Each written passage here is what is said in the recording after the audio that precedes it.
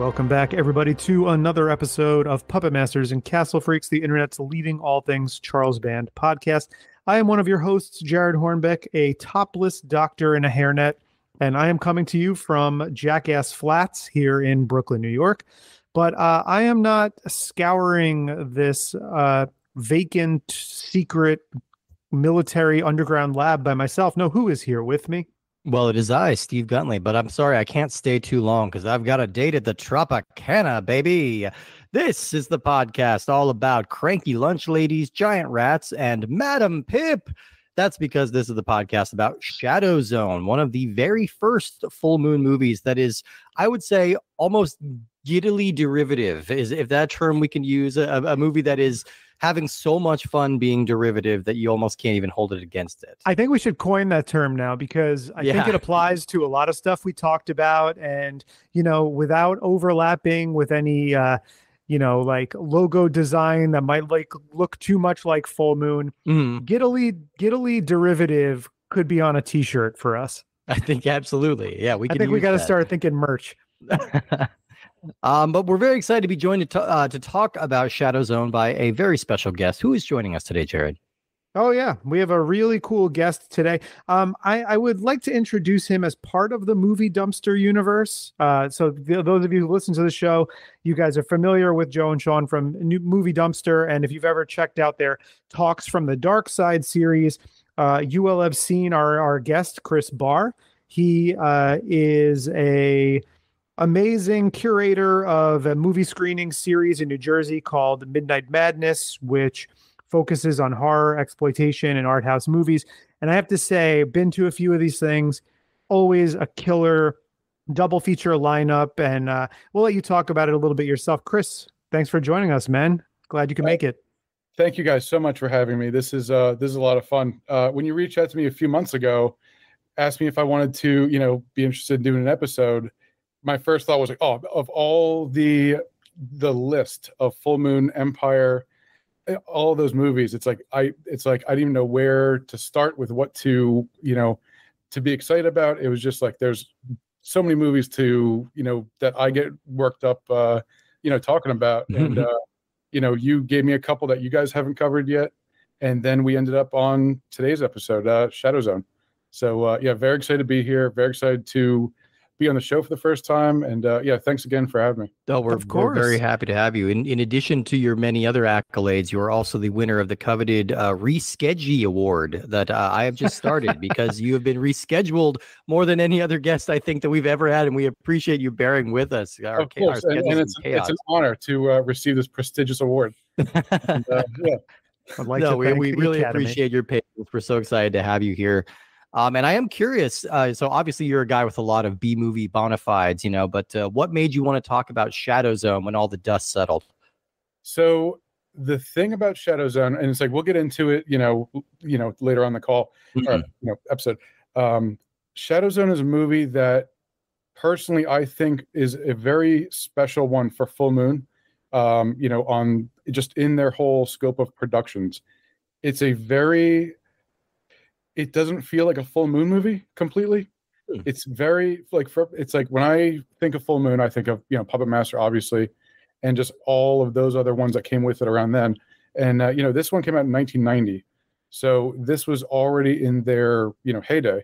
Yeah, everything going to video, and Charles Band just being Charles Band, knocking these out. But Shadowzone is a very special one because of how, again, like you said, derivative. It's like, there's a lot of things going on here. There's Life Force, there's Prince of Darkness. There's a few things going on here, but I think it's all like, it doesn't feel like too much of a copy paste here. It's a fun, scary movie. And it approaches it in a way that I don't think Full Moon does enough. Yeah, well, it's pretty sincere in a lot of ways, in that they're definitely wearing their influences on their sleeve. Like, we could make a Patreon show where all we do is cover movies that are kind of like referenced in Shadowzone or flat out copied in some ways. Oh yeah. But I think there's no like kind of tongue-in-cheek winking cynicism to this one. I think because if you look at the output, so Puppet Master obviously had come out first. That was the flagship movie for Full Moon, and it's like, look at how, look at our business model. We're gonna make some fun movies with some tiny terrors, and we're gonna do the home video market, which Charles Band really was on the forefront of something pretty great at that time in terms of finding out a way to have success with these B movies. And then this is the second one. This is the second one, I believe, beating out Crash and Burn, but it might actually be the third. It is the third. It comes right after Meridian. Meridian is the only one in between these. Okay. Oh, okay. Oh, I thought Meridian would be after this. Okay. Yeah, it's really it's always kind of like fuzzy, you know. It's hard to kind of pin down the release dates for some of these direct-to-video things. But I think I'm going off the Wikipedia that I'm looking at of like the release order of Full Moon features, and they have this one listed third. Oh, yeah, wow. and if you look at Meridian, I mean, that was an attempt to be artful, also. Yeah, where it doesn't feel on its face like a Full Moon movie. But so Chris, you have some background with this movie and some love for this movie. Tell us a little bit, because I've been to Midnight Madness before. You always pick really awesome stuff to show as double features, and for anybody who's listening, the way Chris sets these double features up is really like a Sophie's choice, because That's a good way to put it. he'll put two movies together in theater 1 and theater 2 at 10 o'clock, and then two movies together at theater 1 and theater 2 at midnight. And you have to mix and match which two you're going to see. And oftentimes I look ahead at the bill and I go, ah, man, I have to choose between which of these two movies I want to go see. You always get awesome stuff. So like, I'm assuming we're relatively close in age. I ran into you a couple weeks ago at VHS Fest. I know you have a lot of love for the video store. So when did you get the bug? Like, when did it start for you, and what led you to horror movies and then eventually to the more kind of obscure Full Moon type stuff? So, I mean, kind of like everyone, it's like, grew up in the video store, went way too often. My mom was just very, I don't want to say supportive. I think she just didn't know any better. Like, she didn't know what I was watching. Blissfully ignorant, we call that, Exactly. instead of supportive. Yeah, that's exactly it. It's like, oh yeah, here's a stack of movies I'm going to rent. Everything from, Amityville Horror to, just TerrorVision, all sorts of stuff, just whatever looked cool on the cover. And I feel like that's a lot of people's story. And, mine isn't too unique from that. But eventually, came around to Full Moon, and, just the love of VHS and horror VHS specifically, came around to Full Moon. Puppet Master was one of the first ones I saw, and that hooked me. And then after that, it was, with the Full Moon Video Zone, it's like seeing all those on the tapes and everything, seeing what's coming, like, oh, here's Castle Freak, and here's, more Jeffrey Combs, and just, it was like this thing I wasn't used to at the time being a kid, whereas like this very inclusive universe, this like sort of like, cinematic universe more or less, where it's, you rent one movie, find out, another movie that the company is doing, like, oh, here's one with giant robots, and here's one with a little guy that's called Doll Man, and he has a gun that, there's all sorts of flavors that Full Moon covers, and I think that's what kept me excited as a kid and what kept me coming back for more. And then I think that's common. Yeah, I think most people's story people who discovered Full Moon young have a lot of affinity for the Video Zone, and I do think that was. We've said this many times on microphone, but I think that's one of the smartest things about the Full Moon business model was it wasn't just to let's make some movies, but it was, like you said, we've talked a lot about how Charles Band tried to build multiple cinematic universes at different times, and that's, and by saying, okay, well, here are the movies that are coming up, and then trying to tie them in together, sometimes directly, sometimes pretty loosely. We have such admiration just for that model of how he was trying to do it. And this one, is a standalone in a lot of ways. And Chris, you said doesn't feel like a Full Moon movie. Steve, why don't you fire off a couple stats about this movie? I absolutely will. Shadowzone was released February 22nd, 1990. So I am going to correct myself. This is the second Full Moon movie. It does beat Meridian to the punch by about a month and a half. So it is Oh. technically the second full moon movie after Puppet Master. It was I have to probably walk back. shot in a different order than that. Yeah, but Yeah. So I had to walk back my initial comment of saying this was like the heyday of full moon, because it's like this is just getting started. yeah, they're just warming up. Yeah. Yeah, they're still kind of finding their footing. Okay. So it's definitely interesting. This is directed and written by J.S. Cardone, and it's starring Louise Fletcher, David Beecroft, Frederick Flynn, Sean Weatherly, Miguel A. Nunez Jr., Lou Leonard, and James Hong, the great James Hong. I'm going to need a whole James Hong minute here. And I am excited to talk about this one because help me put a name to this subgenre, whatever the subgenre is of horror or sci-fi, where it's just a group of scientist weirdos that are trapped in a facility doing some God knows what, like flying too close to the sun sort of experiment. It all goes wrong. We're left with a skeleton crew that gets gradually whittled down as sirens start flashing. Whatever this subgenre is, there's got to be a cleaner way to say it, but it's one of my very favorites. I was going to say, I don't know how to name it, but I could tell you I love it. This is Alien. This is The Thing. This is Deep Rising. This is Deep Blue Sea. This is like, even when movies like this are bad, like Virus with Jamie Lee Curtis, even if they're bad like that, like I still love this setup. It's such a clean setup. Isolated location, no way to get out. Everything's crumbling around you. You don't know who to trust. It's always fun. And I think just take everything that you said, like, oh, what's the genre? Take everything you said, put quotes around it. That's the subgenre. There we go. We make some paragraph long. Just crazy acronyms. Exactly, yeah. Horror or something, you know. Maybe let's just call it for expediency. It's bunker horror. I don't know. No, because bunker horror is something. Yeah, I don't know. We'll workshop this. I found myself kind of referring to it as like isolationist paranoia horror. A little bit, yeah. It's also, but I feel like that leans more heavily towards The Thing. Right, yeah, and The Thing also is so loaded with like social and political commentary too that not every film in this genre is going to meet that. But usually the mainstay is these are not like badass military types. These are nerds. These are clock punchers. These are just guys who don't really know their way around a machine gun and have to improvise. That's kind of the juice of it. We could call it research station horror. Yeah. I like that. Exactly. Research station horror. Like, yeah, that I totally was just going to call this movie Nerdy Creepazoids. Nerdy Creepazoids. There you go. Yeah, right. Dweebazoids. Yeah. There you go. Yeah. So like, I don't know. I'm almost always going to have fun with this setup because it has a couple of innate advantages. Firstly, you get a chance for a small cast, which means everybody kind of gets to pop a little bit. Everybody gets to find a weird direction to take their character because they need to be memorable, right? It's the same with like look at the skeleton crew in The Thing. You know, we all know Knowles and Windows and all these guys. Like we remember them because they've all got a thing. So that's always like nice and fun for expedient storytelling. I like that it is isolated, so like it's claustrophobic. And I do enjoy, in some cases, this one is definitely following The Thing persona of like, you're not going to be able to know who you trust in any given moment, which makes a lot of fun. Yeah. And then, at a certain point in the movie too, we have everybody kind of splitting up and then we're diving into like alien territory.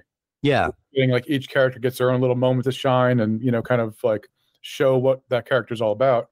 And, one by one, inevitably happens. But, yeah, it's like you get some fun little moments like that where it kind of plays around with what came before, but it's like, okay, Shadowzone, what do you got for me? And, what are you going to do here? Yeah, and they're absolutely playing with like tropes and stock characters and things like that. But there is something I appreciate about it. All right, let's not fuck around. We got a horror movie to make here. There's always something expedient about it that I appreciate. Yeah, and Galaxy of Terror would beat this movie to release by almost a decade, and that is kind of a very blatant Alien ripoff.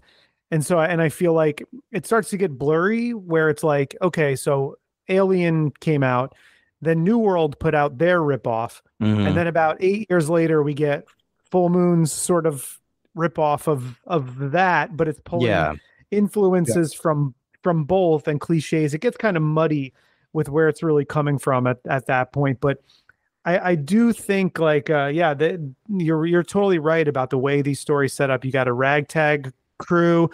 You got almost like and we'll talk more later about this, the kind of individual Dream Warrior-like qualities.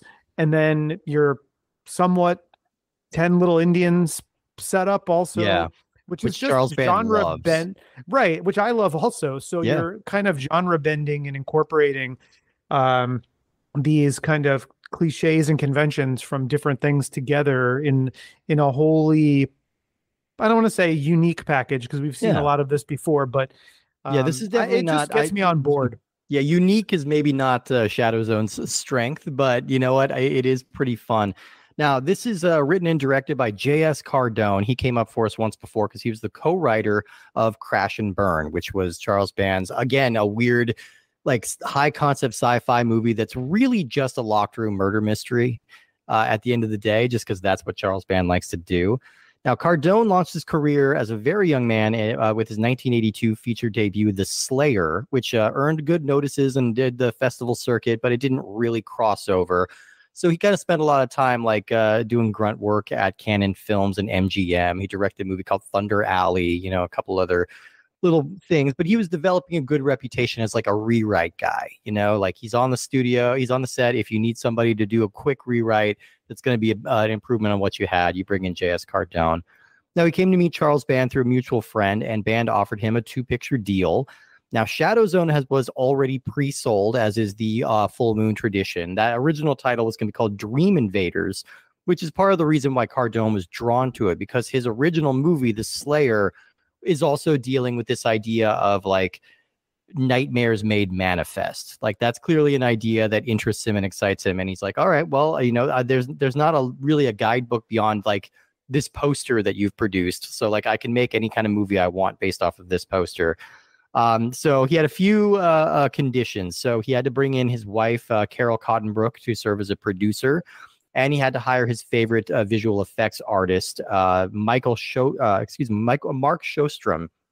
who kind of not as well known as maybe he should be, but he worked on a lot of the early Friday the 13th movies, including Dream Warriors, which makes him a perfect fit for this. We need to take a minute to talk about Mark Shostrom because he's awesome and he doesn't get a lot of credit. He is responsible for a lot of specifically really cool effects. For example, in Nightmare on Elm Street 2, the scene where Freddy comes out of Jesse's chest was designed by it was designed by Mark Shostrom, and he worked on Dream Warriors also, and just a ton of stuff. And he's a guy who really, when you look at his body of work, should be in the conversation with the guys we talk about all the time. I mean, your Dick Smiths and your Rob Boutines and Stan Winstons, etc. Yeah. And he just doesn't really get brought up in the same breath, but he should. And when I saw that it was Mark Shostrom effects this time, I was like, let's take some time on Mike to appreciate his work a bit. Yeah, and it's a shame he doesn't get more credit because just in Shadowzone alone, it's like there's some really, really well done effects work here. Yeah, especially at the end. And no matter how many times I've seen this movie, every time it kind of gets me. I'm like, oh, I forgot. Like it's this level of effects. And he's worked on a lot of different projects that you mentioned as like inspirations for this, including like Prince of Darkness, and he worked on Evil Dead 2, which is amazing. He went on to be to work on the X-Files, which is another show that I just kept thinking about while watching this movie. This really does feel like an X-Files episode to me. But yeah, so he was able to get a $1 million budget in a 24-day shooting cycle, and man, that must seem like luxurious to current day like Full Moon producers. Looking back on that, they're like, they got how much and how many days? Like what? They had 24 days and not a weekend. Right? Yeah, yeah. They could have had time to like write the script a little bit and cast some real actors. And they did get a fairly prestigious cast here. We have a bona fide Oscar winner. That is Miss Louise Fletcher, of course. We all know her as Nurse Ratched from One Flew Over the Cuckoo's Nest. An incredible, like, banality of evil kind of villain performance from her. You know, she never really found a role after this that kind of matched that level. You know, she was never really in the discussion as kind of, you know, one of the greats again. You know, but she never stopped working. We only lost her in 2022. And she worked constantly. She did a lot of B-movie stuff like this, but, you know, she was in a little bit of everything and was not fussy about which projects that she took on. So I thought Louise Fletcher was cool. She's great also in Shameless. Oh, is she in Shameless? Yeah, she played like William H. Macy's mother, I believe. Okay. It's been a while. She's in the show early. She's in the because I mean that show ran for like 11 seasons or something. She's in the beginning, but she's really and she's very like out of character. You almost unrecognizable. But she's great, and you know what? Pretty good in this movie too. You know, she's found a type to lock into, you know, and she's a pro. I'm not going to maybe be as ebullient about her as as some of her best work, but she's definitely, it's definitely nice to have like a steady presence here. And speaking of, we have one of my very favorites of all time, one of the best ever do it, Mr. James Hong, often cited as the most prolific actor of all time. I think he might have overcome Christopher Lee. He has 600 IMDb credits right now. He has a career that goes back to the 50s, where he was doing Charlie Chan shorts and dubbing Godzilla films. Definitely look into this guy's life. Like if you've definitely seen him in something over the course of your life, and he's always incredible. I mean, just a couple of highlights. All right. He appeared on Groucho Marx's game show, You Bet Your Life, and did an impression of Groucho right to his face. He directed a 1977 sexploitation film called Teen Lust. I don't think any people remember that one, but he directed a horny movie in the 70s.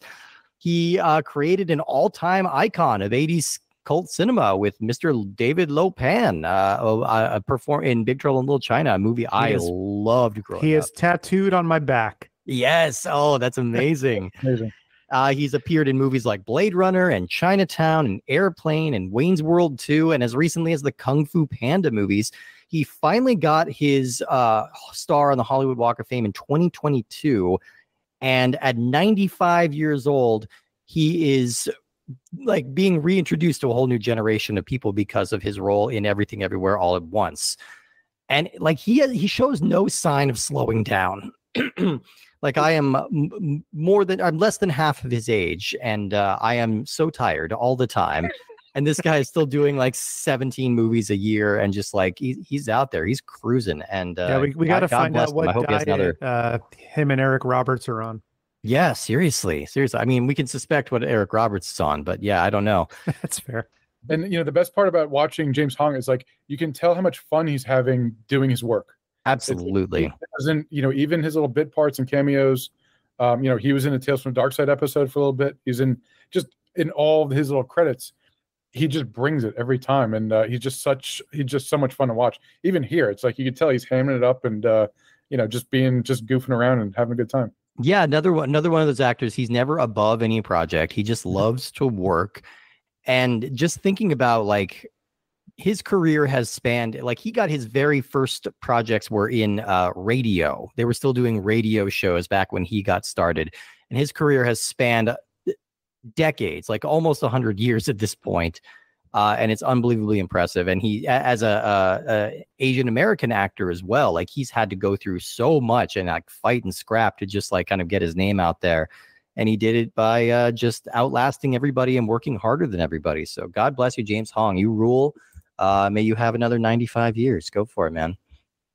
We also have a couple other noteworthy people popping up in here. Really, the ostensible lead of the movie here is David Beecroft, who's a ridiculously square-headed man who never really made much of an impression on me as I watched this movie. He's just kind of one of those guys. I don't mean to knock on him. It looks like he retired from acting in like 1999. So, you know, maybe he agreed that this just wasn't his thing. But like, yeah, he wasn't really grabbing me, especially when you have like Miguel A. Nunez Jr., who's always fun to watch. You know, we know him mostly from our audience is going to know him from Friday the 13th. Is it 6? It's 5, 6, right? Is it 5? Okay, yeah, I always forget which one he's in, but he gets stabbed through the camper shell, right, or through the outhouse.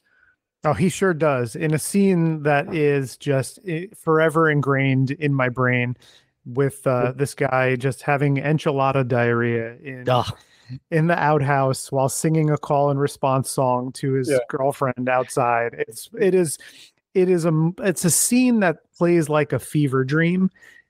And it's amazing, but also he's Spider in Return of the Living Dead.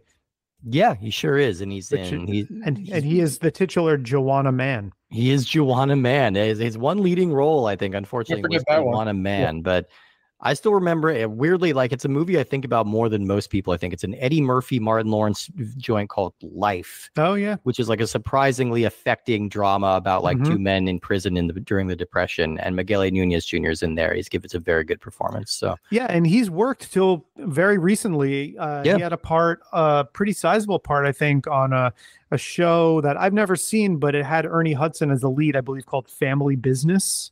Okay. Oh, okay. Yeah, yeah. But yeah, no, he's Miguel A. Nunez Jr.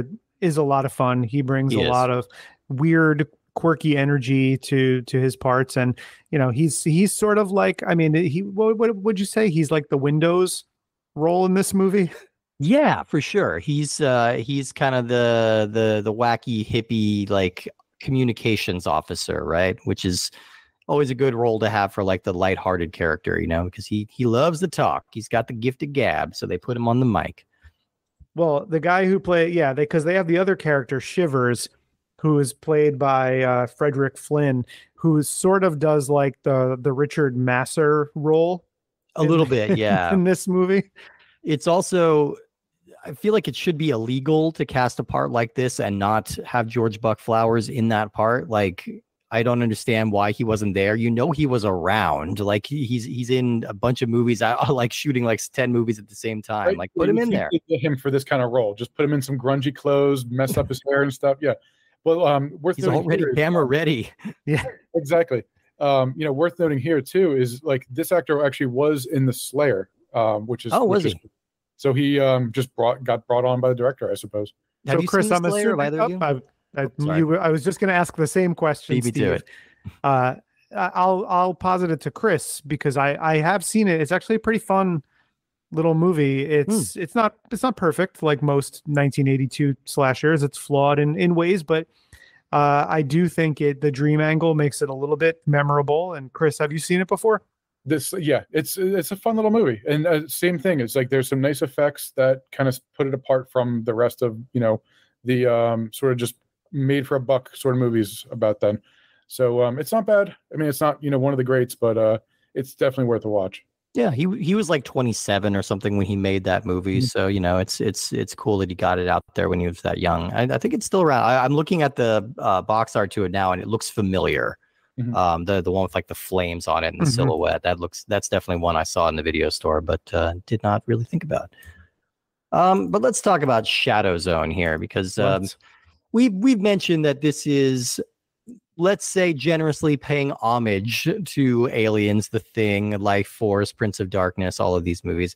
I think this might be the closest we've verged into copyright infringement territory because the score to this is almost identical to Jerry Goldsmith's score. Like from the beginning, you're hearing the and I'm like, wow, they really, it's so close. This isn't quite as blatant as like Cruel Jaws, just using the theme from Star Wars, but it's pretty close.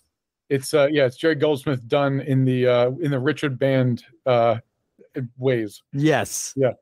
Which is actually, I'd love to hear some more of those now, actually. The Superman theme, do all that. Yeah. Yeah. But gives it to his brother. Hey, take this, but make it, make it so we could use it. We don't have to pay for it. Yeah, I mean, we say that sort of facetiously, but I bet you that's a lot, looks and sounds a lot like what that conversation actually was. No. Knowing Charles Band, yeah. So this movie opens with a NASA investigator coming to a research facility in Jackass Flats. Was it Nevada? Is that what it said? Somewhere in there, some deserted area. I could have missed where it said it. I don't think it said the state. I think it just said like Jackass Flats Research Facility, but maybe in smaller print. It said what the state was, but I didn't notice it. Oh wow, Jackass Flats is a real place. It is in Nevada. Wow, yeah, okay, there was a link here. All right, interesting. That is in Nevada. But yeah, so he shows up to this research facility where something has gone wrong and a test subject has died. So he needs to explore what they're doing. And he gets the sense that maybe not everything is on the up and up, probably because they named their project Project Shadowzone, which is not something you call an investigation project that is like beneficent, that is going to be helping people with anything. Yeah, it's not that's not an ominous name at all. Not in the least. No. It should be like Project Victory, Project Discovery, Explorement. I don't know. Do something like that. Right? Yeah, Blue Book. I don't know. Just pick any. It's like, Literally any placeholder name. That's not Shadowzone. Yeah. Project Sprinkles. There we go. They should have called it that. But really what they're doing down there, it's a little hard to define, but they're trying to look into EDS or extreme dream states, where they're basically trying to open a portal to another dimension through people's dreams, if I'm understanding that correctly. Does that sound about right? Yeah, and it does. They do take their time, which I appreciate, getting to kind of where it's going. So as we're coming down to the base and going through the dinner scene and everything, you're still kind of left to kind of figure out what's going on here, why he's here, which it's nice. It's a nice slow pace. We're not just like thrown into the action right away, or things aren't totally explained right at first. Yeah, I was wondering if a rat was going to burst through someone's chest. I mean, they kind of set that up a little bit. Yeah, the way they filmed it, yeah. Yeah, I want to talk for a second about so we're talking about the pacing of this movie, and I'm okay with a slow burn movie. I don't need everything to happen right away. I think if you set up mood and tone and can build suspense, you can have a slow burn movie. And some of my very favorite horror movies are movies that would be described that way. But I do think the pacing of this movie does get a little lethargic. And unfortunately for Steve, we stumbled upon something that we had no idea about.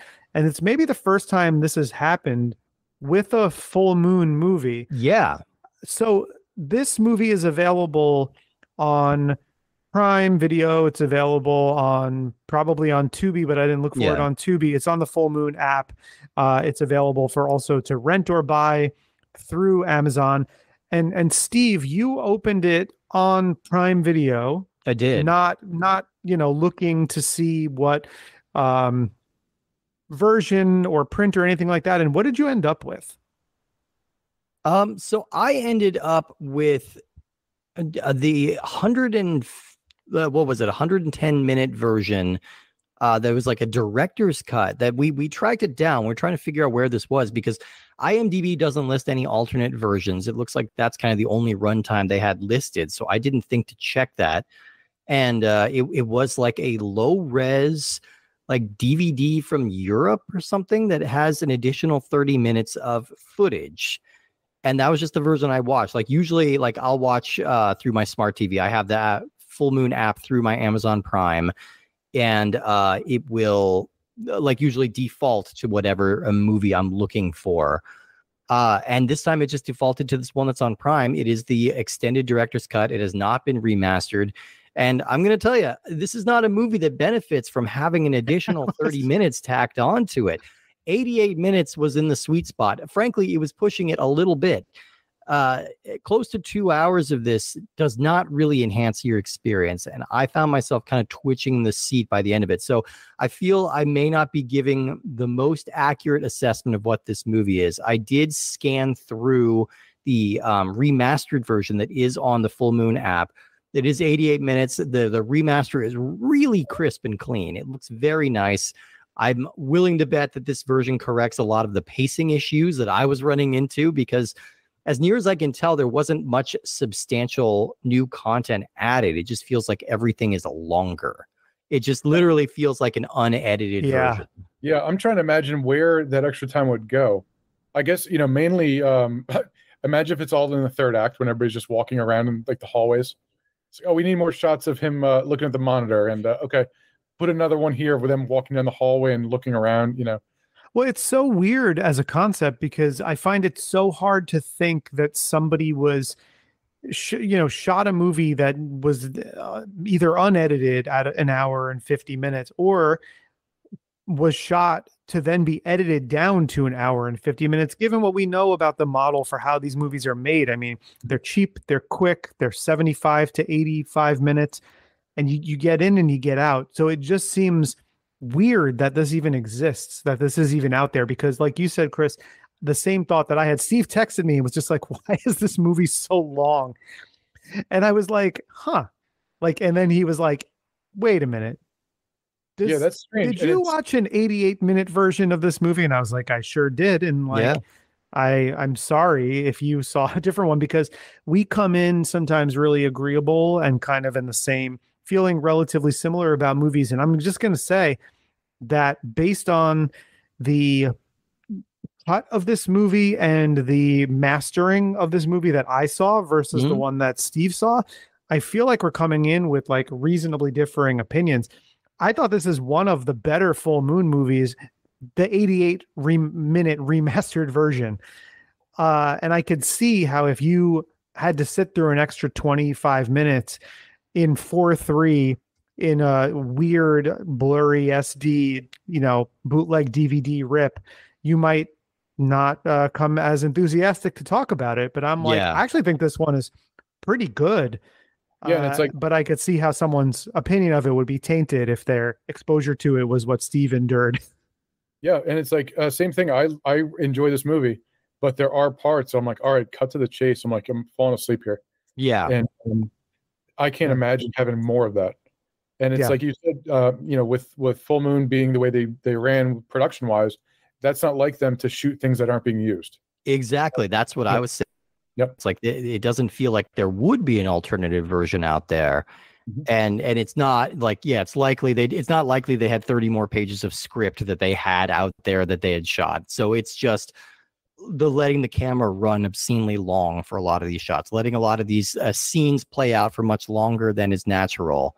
And that's kind of what we ended up with. And I was having a bit of a rough time with this movie. So I think I do need to revisit it at the proper length and restoration, just to maybe give it more of a fair shot. I didn't have a chance to go back and rewatch it all today, but I'm gonna circle back to this one. I mean, even at 88 minutes, there's a little bit of padding. I think if you knock this thing out to like an even 80 minutes, you would have something that you could hold up as being exemplary of when early Full Moon was kind of firing on all cylinders, because they put together, a recognizable, likable cast. They're pulling from influences that people like and are familiar with, and so there's beats and cliches that people can recognize, and then there's like some fun creature effects here and there. And I also want to talk about some of the other makeup effects here. One of my favorite little, it's kind of cheesy, and it's one of those things that when you figure out how the magic trick is performed, you can kind of see right through it. But the pulsating veins, I really like the pulsating veins. It's a quaint little effect that I thought they used effectively. And they pop up a few times, and we get, for my money, a pretty good head explosion. Yeah, it's not bad. It's not bad. It's a fun time. Yeah, I mean, I think there's some solid special effects here. I did find it funny that, I don't know about in your guys' version, but there was clear blurring over the male test subject genitalia and in the tubes, when they're showing the two naked subjects, the male and the female. No such blurring on the female. And I can't imagine that movie executives in the 90s and 80s would approve that. Well, that might be a Prime Video thing, because there's no blurring in the remastered version that's on the Full Moon app. And see, all the more reason. It's where you want to see someone hang dong. All the more reason, though, to check to discuss and to draw some attention to this part is that the male test subject in the tube is not credited, but it is none other than Empire and Full Moon stuntman extraordinaire Michael Deak. Absolutely. Who's most of the monsters that we've discussed at this point have been Michael Deak. And things start kind of popping off in the story here. And I have to be honest, I did not totally follow everything that was happening. I know they've opened some kind of portal. They're in communication with a mysterious entity that they're calling John Doe. And John Doe has the power to make your nightmares manifest so that they can attack you. So James Hong, as the inexplicably German scientist running the lab, is the first to go, and the thing that he sees is a mutated woman named Madame Pym, who was like a geek from a circus that he saw as a youth. So it's kind of this haunting figure. I don't know. This didn't really seem to play in too much to what was going on in the end. Like, it was hard to say what the creatures wanted, but we know that Louise Fletcher is sort of trying to facilitate them coming through. Like she's kind of gone crazy in a Lovecraftian sort of way and is trying to encourage them to come through and like conquer our planet.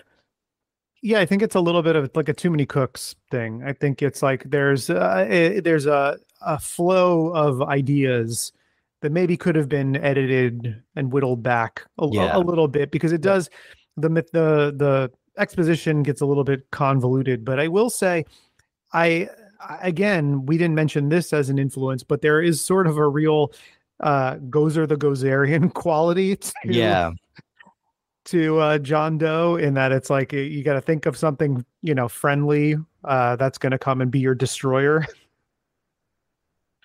Yeah, exactly. Yeah, like they could have gone in some different directions with it. I think they are sticking so very close to the Alien formula. I mean, they have a scene where Tommy Shivers is walking down a hallway, like looking for the beast that is stalking him, and there is like water dripping onto his trucker hat, and it's making the exact same like sound effect. It's like the same Foley work that they did with Harry Dean Stanton in Alien. They might as well have had chains in the background too. Just like the exact sound they had in Alien. Yeah. They needed more big rattly chains. I did love the settings on this. They shot this in an abandoned hospital in like Northern California, which is always a pretty cool set. J.S. Cardone said the whole set was super creepy. Like everybody was kind of on edge just being there. But luckily they didn't have to be there that long. 24-day shoot. And these kind of sets are always, these always make for a fun movie. Well, I always think of like Carnosaur or like Return of the Living Dead 3. Yeah. That like enclosed military base and things like that. Oh, yeah. Yeah, absolutely. I mean, these are always great sets, and they're always just like they give some great atmosphere to the whole project. Like even at the nearly 2-hour version, I didn't hate what this movie was doing. Like like I said, I'm a soft touch for a bunker horror, for a research station horror. Like I'm a soft touch for this. I'm always going to have a little bit of fun with that structure. But I don't know. I was struggling to kind of follow some of the finer beats of the plot. And I think especially in the director's cut, they were spending a lot more time on exposition. So it was a little difficult for me to focus on it. Yeah, and there are some fun ideas in the movie. I just don't think they're explained well enough to follow really what everyone's doing. Yeah. And it's like, we eventually we're caught up here and there by Louise Fletcher's character, where she kind of like does her little exposition dump where she says, "Oh, we're what does she say? Oh, we're taking patients past the point of like deep sleep, where we can manifest in and kind of like tap into the other world like a radio tuner." She comes real close to saying pineal gland. Yeah, really close. Yep. It's again another influence that is just kind of out there. If you want to make the connection, it's not hard to do. Yeah. Well, and it's the Hollywood elite, they want to harvest your pineal glands and everything. So they're just trying to do that. It's underneath the pizza restaurant. You can check it out loud online.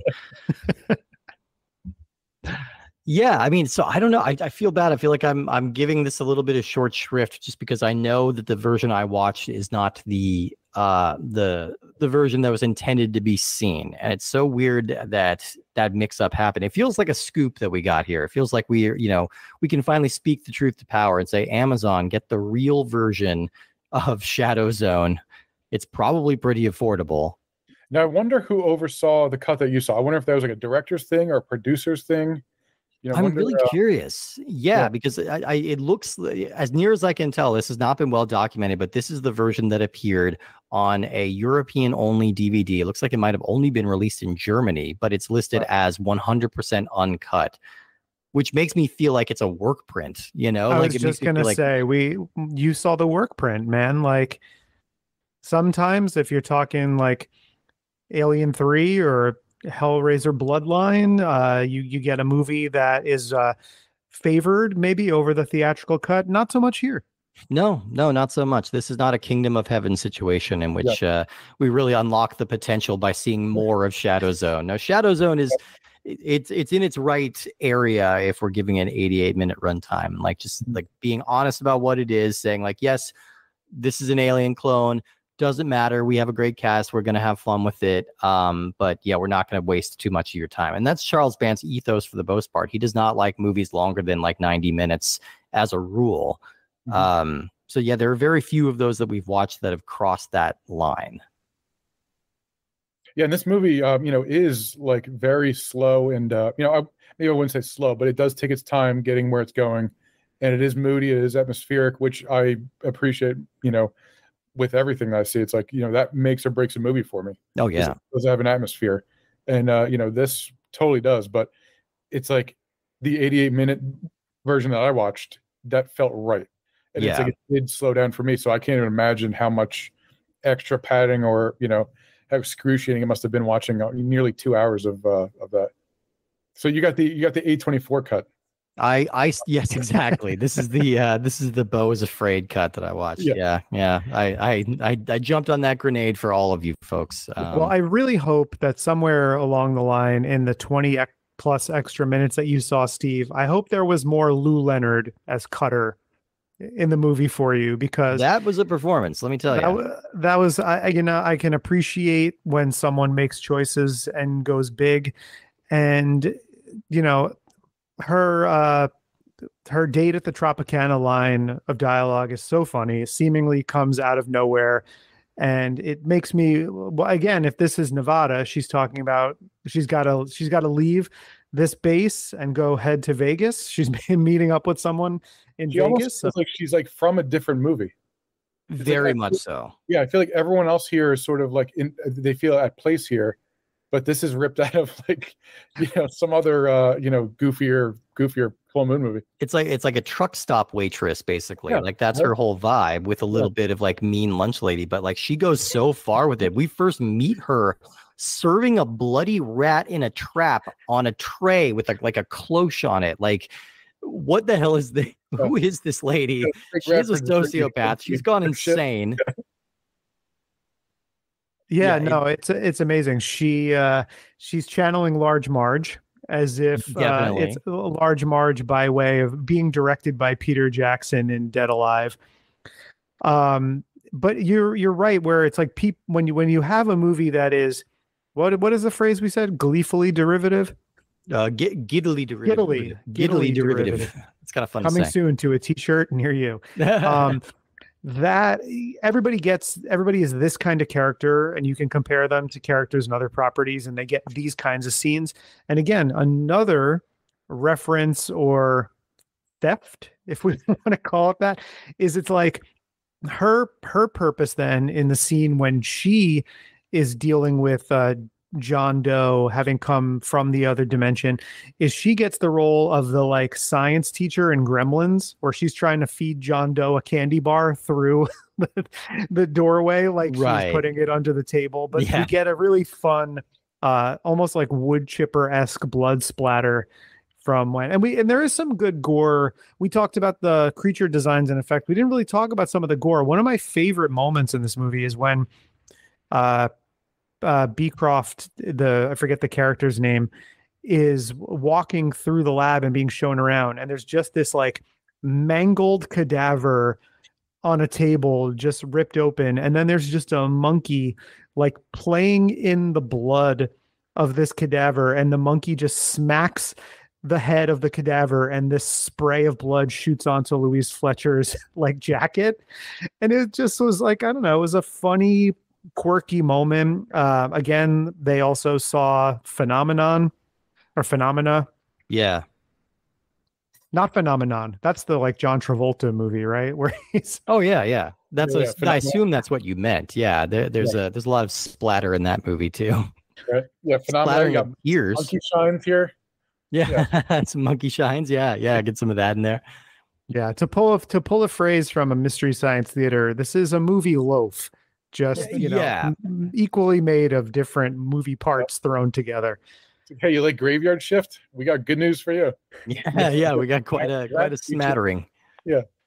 I mean, this did make me realize when I was looking up the list of so this is one of the last films to be. There are only 3 movies released under the Full Moon Productions label, and this really doesn't matter because it's just like legal technical terms. But after this, they would all be Full Moon Entertainment.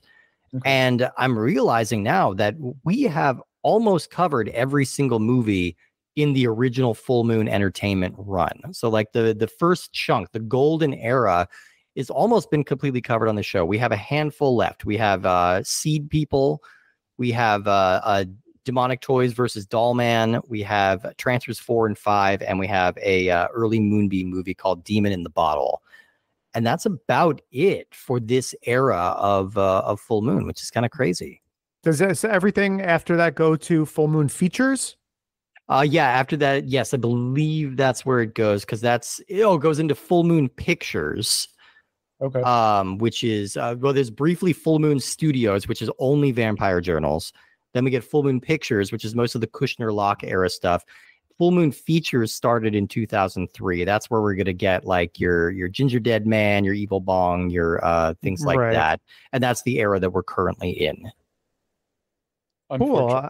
It's funny. I noticed that when we were, we have these titles in a spreadsheet, and we have the production company in the column next to it.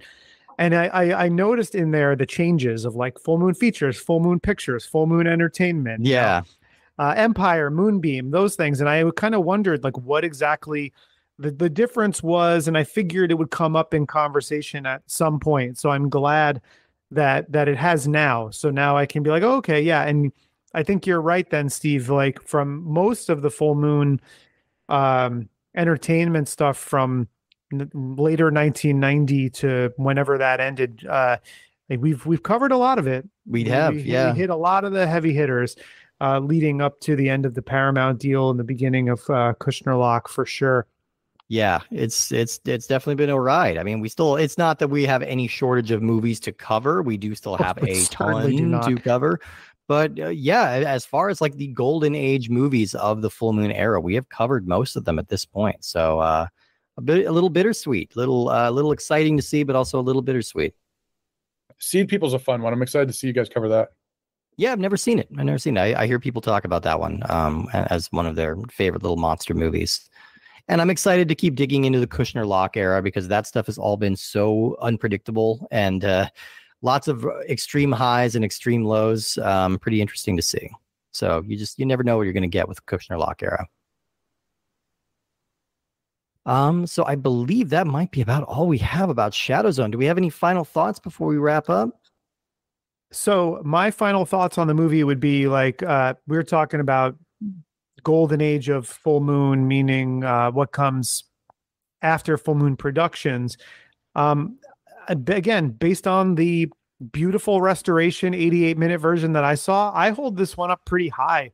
Nice. Honestly, of those early Full Moon movies. I think it succeeds in a lot of ways. Obviously derivative, obviously a ripoff in a lot of ways, but still fun.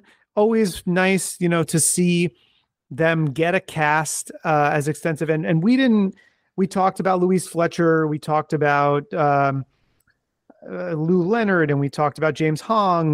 We didn't really talk a whole lot about David Beecroft because there's not a ton to say, I don't think. But it is notable, I think, that Sean Weatherly, who plays Dr. Kidwell, was pretty well known for being a major player in the first season of Baywatch.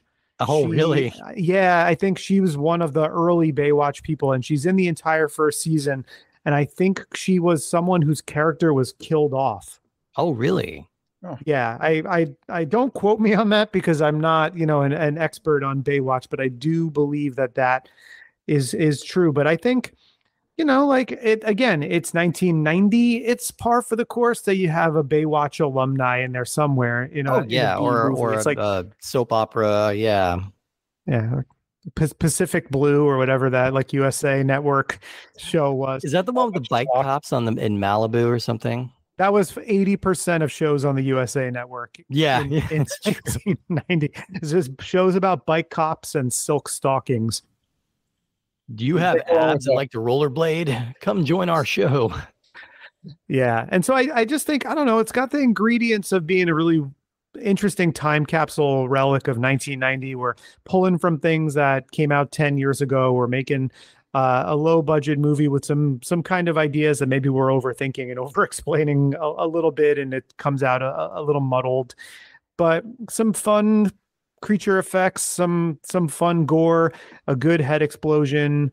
I like this one. I don't know that it's going to be up there in like the top 5 of ones that I'll revisit where I'm just like, oh, I haven't watched Subspecies 2 in a while. I'm going to pop that one on, or I haven't watched Head of the Family in a while. I'm going to throw that on in the background or something like that. But Yeah. I definitely think, if we revisit after 100 shows like we did after the 50th one, this one will probably be in my upper half. Okay. Yeah. Yeah. I need to withhold judgment until I see like the more intended version, but I am excited to check it out. Yeah. Yeah, it's like this is I like this one. It's like initially in the beginning I said I like this because it doesn't feel like a full moon movie, which I think is a little harsh and like hyperbolic, but I mean it's like it doesn't feel like the rest of the full moon catalog. Right. This feels like a one-off, which I kind of wish they'd explore more of these sort of movies. Yeah. Moody sort of because this is very claustrophobic, it's very moody, it's very atmospheric. Whereas, Full Moon does tend to go towards, head of the family, when Puppet Master gets the totems when they come in. There's not a lot of camp in this movie comparatively. Exactly. Yep. And it's like, yeah, Full Moon, camp and all, love them and everything. But this is a fun one because it does something different that Full Moon isn't known for most of the time. And for that, I do appreciate it. And I do like how it does take its time in letting that claustrophobic mood kind of settle. And like we're saying before, it does take a little too much time getting to where it's going. But when I'm in the mood to watch something slow and meticulous, this is up there for the moody, scary full moon movies. Absolutely. Well, we really appreciate you joining us today to talk about Shadowzone. Give us an excuse to check it out and to uncover what I'm going to call the conspiracy of the century. Amazon. Yeah, that's right. We're on you. We're on you. The people can see you. Please restore. Don't downplay it, Steve. People need to know. This is frankly seismic discovery that we've made here. Release the Charles Band cut. Well, we still 65 minutes with an 10-minute credit sequence. Exactly. Yep. Yeah. And it's like, can we get one more? Can we get a littler guy in here somewhere? Just like a little guy running around. Like he can just be a little fucker and he just like bites you. Yeah. Chris, where can people find all of your stuff? So I have all my information about Tape Hell and Midnight Madness on my Instagram page. It's tape_hell. And I cover everything from, movies on VHS, CRT. I could do all sorts of things, but mostly it's Midnight Madness. I do screenings every 2 weeks here in New Jersey. So if anyone's around Pennsylvania, New Jersey, New York, by all means, come check it out. It's a lot of fun. And every 2 weeks I'm doing 4 movies. So there's always something to find. And actually my next one is going to be a combination of road trips and jungle adventures / cannibal movies. Ooh. So it's going to be Tourist Trap, Hills Have Eyes, and then Eaten Alive, the Lenzi one, and Cannibal Holocaust. Damn. Okay. That's going to be a fun couple of movies. Yeah. Yeah. So unfortunately, this episode won't air probably before that happens. But I will say that if you like the sound of that perspective double feature, they're always in that vein. So whatever will be, coming out in the months following this recording, I'm sure are amazing. And then once you hear it, there's going to be even better stuff lined up, I'm sure. And I'm sure you'll love exactly what he does with these Midnight Madness screenings. They're so much fun. If you like what we do, then you can jump onto Apple Podcasts or Spotify, drop us a little 5-star rating, maybe a little review if you feel so inclined to do so. You can follow our social media, primarily Instagram, and as I hate to say it, but Twitter or X also. On Instagram, we're Puppet Masters _Castle Freaks. You can follow me at _Giallo_Jerry or Steve at Minotaur Matador. We do put the shows on YouTube, and we are working on trying to make some more content to have on the YouTube channel. I will say, really haven't been using Blue Sky or Threads. No. I'm shocked at how much Threads sucks. It's a little shocking. Yeah, it's gone it pretty really downhill pretty fast. It really did. It became somehow seemingly worse than Twitter, which is a whole other conversation for another time. But anyway, we're not the only show that Steve wants to take this opportunity to plug. So, Steve, what else have you got going on? Oh, that's very true. I also have a show called Cinema Arcade. That's cinema and arcade mashed together into one glorious word, because that is the show where we are watching a movie and then playing the video game based on that movie. We are in a totally different recording schedule currently, but I believe if I time it out right, I think this episode is coming out the same day as our Friday the 13th episode is, because these should be dropping on Friday the 13th. So I believe these will be coming out the same day. You could check it out for that. If everything worked out in our recording schedule, that's when it came out. I've also recently gotten to do some things on Highlander, which gave me a chance to watch Highlander for the first time. I'd never seen it. You told me it was your first time. I couldn't believe it. Yeah. I was. It was a big old gap for me, and people do not talk enough about how weird that movie is. So it is absolutely deeply bizarre. Kind of a recommend, though. I enjoyed it. And speaking of deeply bizarre and very weird and kind of a recommend, next week we are going to be talking about a movie called Hideous! This is from 1997, so firmly in the Kushner-Locke era. And it's going to give us the occasion to talk about a very important full moon figure that we have not gotten to yet. So expect us to be ranting about that for a good while. Oh, yeah. So, yeah, we're kind of shocked that it's taken us as long to get to something as it has. And we'll talk about it for probably too long on microphone next week. So thank you again to Chris for joining us today. And we will see you guys next time for Hideous. Yes.